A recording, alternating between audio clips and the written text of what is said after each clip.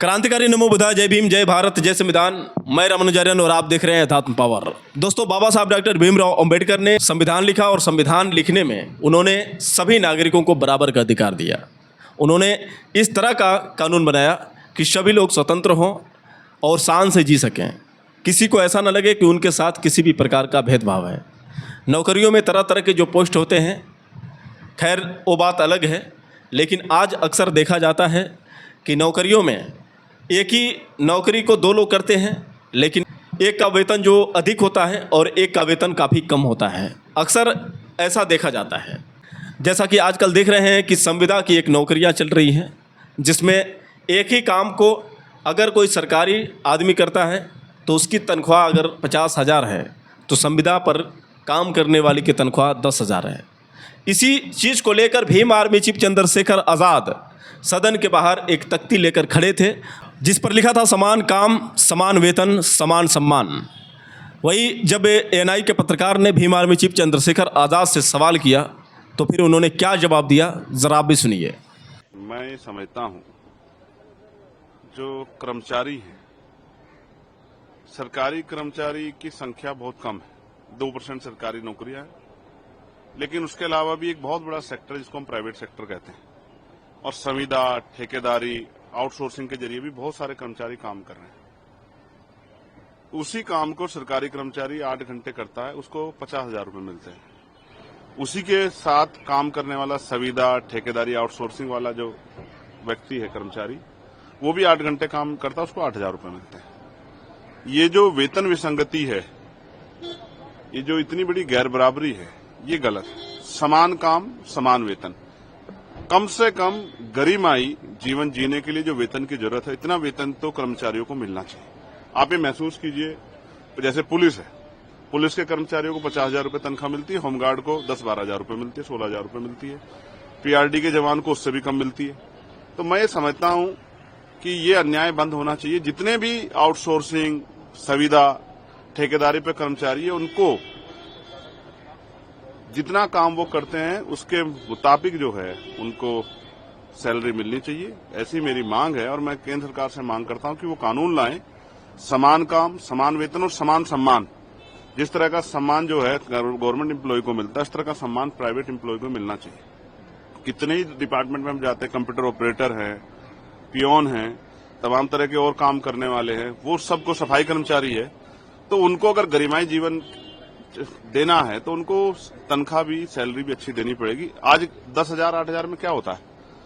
किसी अच्छे स्कूल में अपने बच्चों को नहीं पढ़ा सकता आदमी। अगर कोई बीमार हो जाए तो 8,000 रुपये तो एक ही दिन में उड़ जाएंगे अस्पतालों में। कोई और किस तरह की परेशानी खड़ी हो जाए, कोई चोट लग जाए, कोई चीज बनानी हो तो सब जीरो हो जाएगा। तो ये गरिमाई जीवन नहीं है। इसलिए मेरी मांग है समान काम, समान वेतन और समान सम्मान मिलना चाहिए। दूसरा सवाल ये है कि सुदर्शन रेड्डी जो है उनको वाइस प्रेसिडेंट कैंडिडेट के लिए नॉमिनेशन वो भरने गए हैं, लेकिन आप लोग नहीं दिखे कि विपक्ष के साथ आप लोग भी हैं, क्या वजह है? कई लोग नहीं देखिए, मेरी जानकारी में नहीं है इनको कैंडिडेट बनाया, मैंने मीडिया से सुना है। मुझे अब तक इसने कहा नहीं है कि आपको आना नॉमिनेशन में या आपको आना चाहिए। तो कोई बात नहीं, ये लोकतांत्रिक अधिकार है और संविधान को बचाने के लिए हम अपने अधिकार का प्रयोग करेंगे। एक सवाल और कि एक महत्वपूर्ण बिल लाया गया है जिसमें सभी को ये कहा गया कि कानून सबके लिए बराबर है, चाहे वो पीएम हो, सीएम हो, तमाम लोग, और उनको भी जेल जाना पड़ेगा अगर आरोप लगते हैं तो प्रक्रिया के तहत। लेकिन उस पर जो कल हमने देखा जिस तरीके से हुआ तमाम चीजें, उस पर आपका क्या कहना है? बिल्कुल, कानून सभी के लिए बराबर होना भी चाहिए, लेकिन जब एडमिनिस्ट्रेटिव जो है, एडमिनिस्ट्रेटिव बॉडी या पुलिस जो है वो सरकार के आधार पर काम करने लगे, जो कि एजेंसियों को हमने बहुत बार देखा भी है, तो फेयर इन्वेस्टिगेशन या फेयर जो है रिपोर्टिंग की जो है वो उस गुंजाइश किससे की जाए? कई ऐसे अधिकारी, कई ऐसे एजेंसियां, कई इस तरह के मामले आए, जैसे ईडी को ही आप देख लो, कितने मामले दर्ज होते हैं, कन्वेंशन कितने मामलों में होता है, ये सबके सामने। तो मैं इसलिए कह रहा हूं कि जब गवर्नमेंट जो है कोई कानून बनाती है तो वो अपने हितों को देख के बनाती है। और मुझे तो जिस तरह का कल मैंने चर्चा सुनी और मुझे ऐसा लग रहा है कि जो उनके साथ नहीं है उसको जेल जाना पड़ेगा, ऐसा मुझे लगता है। इस तरह तो दोस्तों, सुना आपने किस तरह से भीम आर्मी चीफ चंद्रशेखर आज़ाद ने मजदूरों के लिए, होमगार्डों के लिए और जो संविदा पर काम करने वाले कर्मचारी हैं उन सबके लिए आवाज़ बनकर निकले और कैसे उन्होंने समानता की बात की। अक्सर देखा जाता है कि आप जब थाने में जाएं तो थाने में देखेंगे तो एक पुलिस वाला जो टेबल पर बैठकर एक रजिस्टर लेकर कुछ न कुछ लिखता नज़र आता है। वहीं दूसरी ओर देखा जाए तो होमगार्ड एक नौकर की तरह खातिरदारी करते नज़र आते हैं, एक इशारे पर दौड़ते रहते हैं और कभी भी आप उनको बैठते हुए नहीं देखेंगे। कुल मिलाकर देखा जाए तो दोनों वर्दी पहने होते हैं और दोनों एक ही समान काम करते हैं, लेकिन जो पोस्ट है और वेतन है इसमें काफ़ी डिफरेंट होता है। एक पुलिस के पद पर है और दूसरा एक होमगार्ड के पद पर है। होमगार्ड की तनख्वाह 10,000 रुपये और पुलिस वालों की तनख्वाह 50-60 हज़ार रुपये।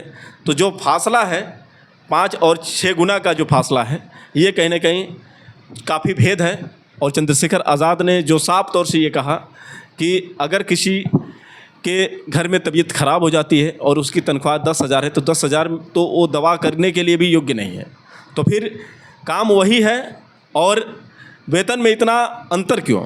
तो इसीलिए उन्होंने साफ तौर से सरकार को सुझाव दिया कि आप नौकरियों में जो अंतर है इस अंतर को ख़त्म करिए।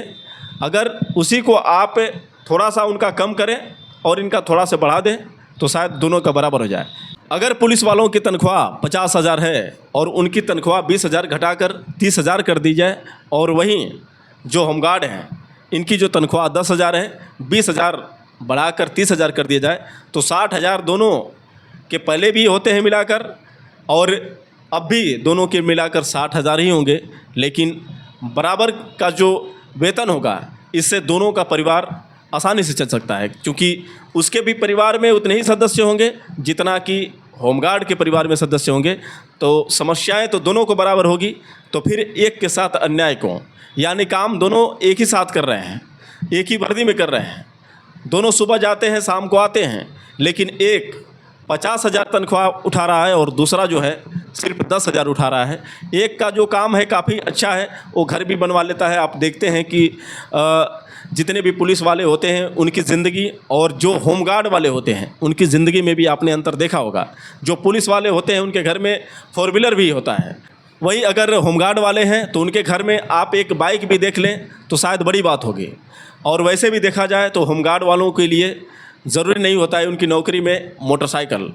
और वैसे भी मैंने कई होमगार्ड वालों से बात किया है तो पता चला है कि उनको बाध्य होता है, वो साइकिल से ही नौकरी कर सकते हैं, अन्यथा वो चाहे कि अगर मोटरसाइकिल से नौकरी करें तो शायद उनकी नौकरी जा भी सकती है। तो ये जो भेदभाव है, आप उधर देखें तो पुलिस वाले पल्सर में बड़ी बड़ी गाड़ियों में किस तरह से निकलते हैं और वहीं होमगार्ड की बात करें तो बेचारे होमगार्ड जो होते हैं साइकिल से ही सफ़र करते हैं, यानी वो सिर्फ साइकिल से ही नौकरी कर सकते हैं, उनके लिए पाबंदी है, वो मोटरसाइकिल से नौकरी नहीं कर सकते हैं। तो जो ये भेदभाव है इस पर भीम आर्मी चीफ चंद्रशेखर आज़ाद ने साफ तौर से आवाज़ उठाई है। उन्होंने ये भी कहा कि जो बिजली विभाग में जो अधिकारी होते हैं या फिर जो कर्मचारी जो सरकारी होते हैं जिनकी तनख्वाह 60-70 हज़ार होती है, वहीं संविदा पर जो काम करने वाले 5-6 हज़ार 8 हज़ार 9 हज़ार मैक्सिमम जो है 10 हज़ार की जो तनख्वाह होती है। तो इस चीज़ को लेकर भीम आर्मी चीफ चंद्रशेखर आज़ाद ने जो ये बड़ा कदम उठाया है, इससे कहीं ना कहीं कर्मचारियों के लिए सबसे खुशी की बात है। अगर भीम आर्मी चीफ चंद्रशेखर आज़ाद की बात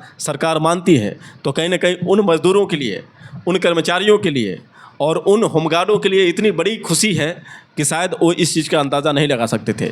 उन्हें इस बात की सबसे पहली खुशी है कि कोई तो उनके दर्द को समझा, कोई तो उनके लिए आवाज़ उठाया। मैं आपको बता दूं कि भीम आर्मी चीफ चंद्रशेखर आज़ाद ने उसके बाद एक्स पोस्ट पर उन्होंने इसी बात को किस तरह से लिखा, मैं आपको सुनाता हूँ।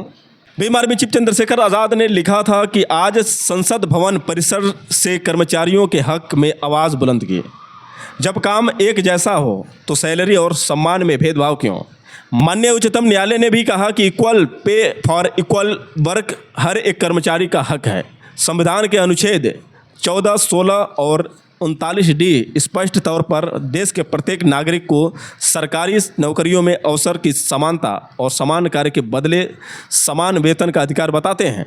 तो फिर समान कार्य करने पर संविदा कर्मचारियों को अस्थायी कर्मचारियों से वेतन कम क्यों? वह अन्याय नहीं तो और क्या है? समान काम समान वेतन समान सम्मान एक संवैधानिक और कानूनी सिद्धांत है। इसका अर्थ है कि अगर दो व्यक्ति समान योग्यता के साथ समान पद पर कार्य कर रहे हैं तो उन्हें समान वेतन मिलना चाहिए, चाहे वह अस्थायी कर्मचारी हो या अस्थायी या संविदा कर्मचारी।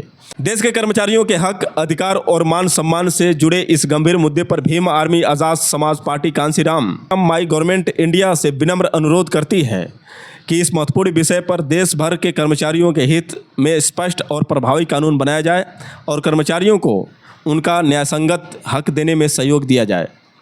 समान काम समान वेतन समान सम्मान, समान काम समान वेतन समान सम्मान। तो आपने देखा यहाँ पर भीम आर्मी चीफ चंद्रशेखर आज़ाद तख्ते लेकर किस तरह से खड़े हैं और आपने देखा कि किस तरह से उन्होंने एक बात स्पष्ट रूप से कही कि अगर एक ही काम को दो व्यक्ति करते हैं और दोनों बराबर काम करते हैं, दोनों एक ही समय जाते हैं, दोनों एक ही समय वापस घर आते हैं, तो फिर जो तनख्वाह है उनमें अंतर क्यों है। तो इस पर विशेष तौर से भीम आर्मी चीफ चंद्रशेखर आज़ाद ने आवाज़ उठाई है। और मैं आपको बता दूं कि भीम आर्मी चीफ चंद्रशेखर आज़ाद ये पहला मौका नहीं है। हर बार, चाहे महिला सम्मान का विषय हो, चाहे बेरोजगार युवाओं का विषय हो, चाहे किसान का विषय हो, चाहे मजदूरों का विषय हो, चाहे किसी भी प्रकार के कर्मचारियों का विषय हो, हर मौक़ों पर भीम आर्मी चीफ हमेशा तैनात नज़र आते हैं और हर समय वो सबकी आवाज़ उठाते हैं, सबके हक के लिए, सबके सम्मान के लिए आवाज़ उठाते हैं। वहीं अगर दूसरे नेताओं की बात करें तो आज के दौर में वो लगातार अपनी पार्टी का प्रचार प्रसार करने में लगे हुए हैं। आप देख सकते हैं बिहार में चाहे इंडिया गठबंधन हो, चाहे एनडीए गठबंधन हो, सभी लोग अपने चुनाव प्रचार प्रसार में लगे हुए हैं। रोड पर एक दूसरे से लड़ना झगड़ना और एक दूसरे की कमियों को निकालना, सिर्फ जनता को मूर्ख बनाने की कोशिश की जा रही है, जनता को गुमराह करने की कोशिश की जा रही है। जो ज़रूरी मुद्दे हैं उन मुद्दों पर कभी आपने देखा होगा कोई आवाज़ नहीं उठाता है, सिर्फ भीम आर्मी चीफ चंद्रशेखर आज़ाद ही आवाज़ उठाते हैं। अभी आपने देखा कि हरियाणा राज्य के भिवानी जिला की रहने वाली मनीषा के साथ किस तरह से दरिंदगी हुई। दरिंदों ने दरिंदगी करने के बाद किस तरह से उसकी बेरहमी से हत्या की थी, उसके बाद खेत में फेंक दिया था। उसके बाद आपने देखा कि किस तरह से हरियाणा सरकार बचाव में लगी हुई थी उन अपराधियों को बचाने में। लगातार लाख विरोध करने के बाद भी रिजल्ट जो है अभी सही रूप से नहीं आया है। तो कुल मिलाकर ये समझ सकते हैं कि इस पर कोई कमी ऐसे होते हैं जो अपनी संवेदना व्यक्त करते हैं, जिनको चिंता होती है कि जनता किस दिशा में है, जनता के ऊपर कौन से अत्याचार हो रहे हैं, जनता किन मुसीबतों से सामना कर रही है। इस पर बहुत कम आप देखेंगे कि नेता होते हैं जो ज़मीनी तौर पर काम करते हैं। लेकिन भीम आर्मी चीफ चंद्रशेखर आज़ाद हमेशा से ही, चाहे सदन के अंदर हो चाहे सदन के बाहर या फिर सड़क पर आकर लोगों के साथ मिलकर आंदोलन को तेज़ करना, इस मामले में भीम आर्मी चीफ चंद्रशेखर आज़ाद हमेशा आगे रहे हैं और उम्मीद है कि हमेशा आगे रहेंगे। वहीं देखा जाए तो अन्य पार्टी के जो भी नेता हैं वो हमेशा राजनीति करने में ही लगे होते हैं, जनता को बेवकूफ़ बनाने में लगे होते हैं।